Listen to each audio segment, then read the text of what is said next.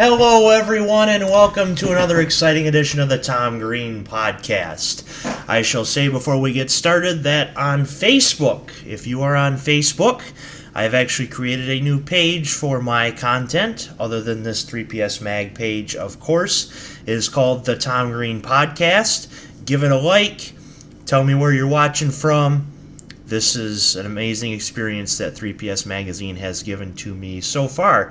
And we are starting Season 3 of the Tom Green Podcast. We actually started last month with Sweta Patel, and we'd like to thank Sweta for being on our show. So with that being said, for this time around, we've got a Lions-Raiders preview for you. For the final time, unofficially, or officially if you want to call it that, the Lions visit the Black Hole as Mark Davis will be moving the team to Vegas after this season. Vegas has had some professional sports success as the Golden Knights were only 3 wins away from winning the Stanley Cup in its inaugural season. Will the Raiders have more success immediately after the move? That remains to be seen. Before we get going with this preview, we must hit an ad for our friends at 3 Point Stance Magazine. Brandon and Jeff want us to. JohnnyShades.com is all about the rock and roll experience, a luxurious lifestyle brand that is affordable for anyone. Stylish sunglasses, watches, and more, all with free shipping anywhere in the world. Hit the ad on our site to find the accessories that fit your style. And if you're going to Oakland to watch this game in the Black Hole, you may need some Johnny Shades sunglasses as the sun is bright at what I still call McAfee Coliseum, but really the Oakland Alameda County Coliseum. Now for our preview. Now last week I attended a session of Lions training camp at Allen Park. It was my first time at the venue, and I will say it was pretty cool to check out.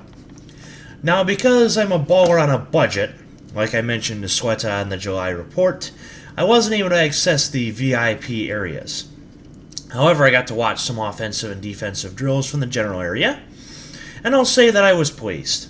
I was pleased to see the usage of pads in these practices, unlike what was with Jim Caldwell. They never used pads in his 4 seasons there.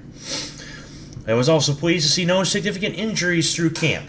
Yes, Slay and Lawson were bruised, and there were some other bumps and bruises along the way, but they have been made available to practice, as well as Ziggy, who came off of the PUP list to be available.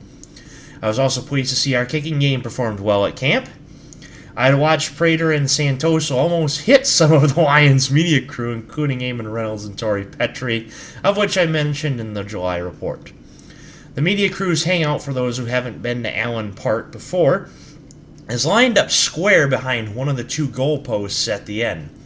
So the odds of a ball getting up there was quite inevitable, and it made me laugh when some of the media had to duck and get out of the way. It's like, uh-oh, we got a ball coming. Boom! On to the game preview. Now, for those wondering, the initial depth charts have been released for the Lions and the Raiders, and I'll preview those. As Tim Twentyman mentioned, there weren't too many surprises about it, so I'm going to preview to you the first string from each, the Lions and the Raiders.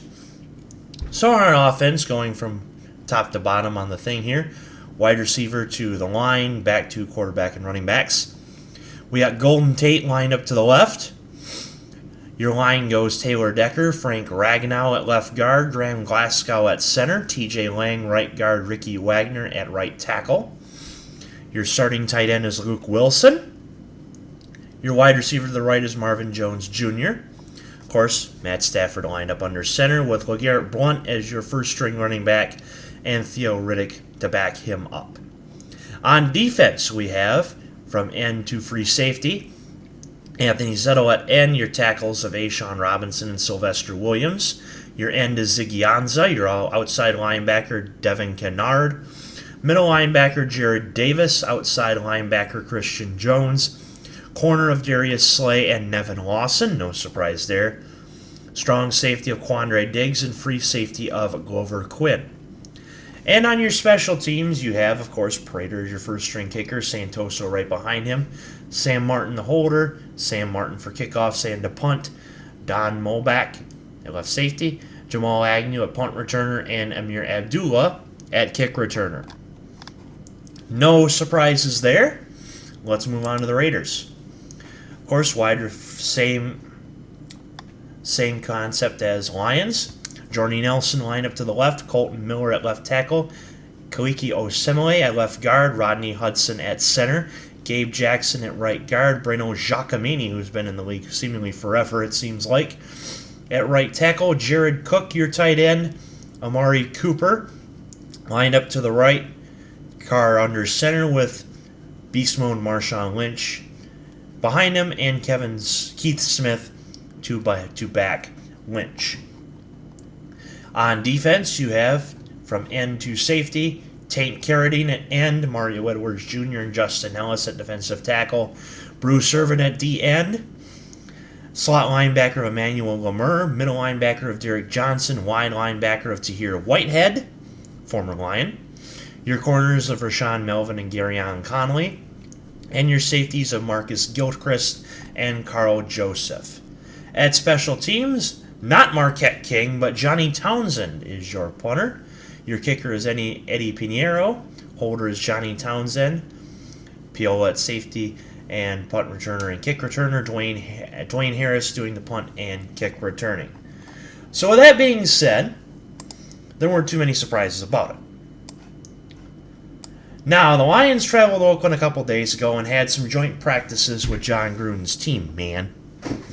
Coach Patricia and Gruden exchanged some nice words and laughs, and practices have gone well, thankful to say, though a couple have. According to some experts, the Lions have looked like the better team as the Raiders are in the midst of learning a new Gruden grinder offense. Spider 2Y banana is only in Spider 1Y form, man. That's Frankenberry Xbox 460 still intact, man. Well, how will this game go now that I've previewed the first string for both the Lions and the Raiders? Let's move on to my predictions. Stafford and Carr will both play at the very least one drive. I think they will both play in the second quarter, but that's about it.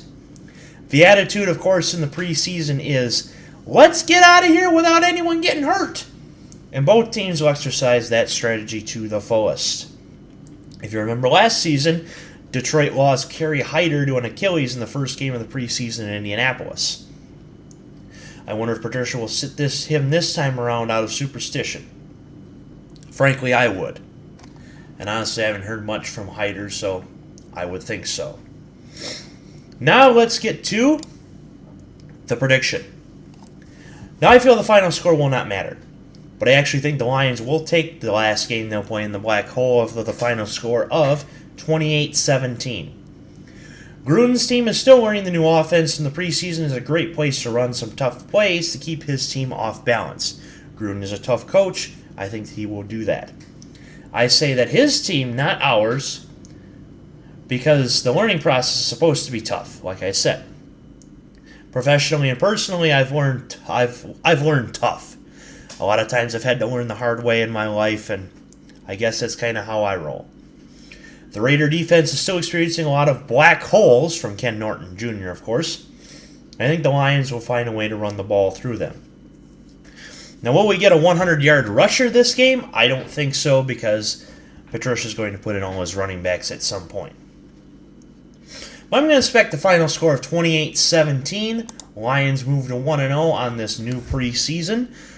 And the Lions are going to look pretty good after this game in the black hole. As for John Gruden's team, well, there's still some kinks that he has to iron out. Now it's the same way for Patricia, too, because, of course, both coaches are new to these systems. But still, I think Detroit will have the upper hand in this game. So, that is the Lions-Oakland preview. It's very short, of course, but something to get the ball rolling for this season. So, thanks again for tuning in, and we will have a Lions-Giants preview next week, and we hope to see you then on another fresh edition of Overreaction Monday, or Tom's Take, or Unathletic. This is the Tom Green Podcast.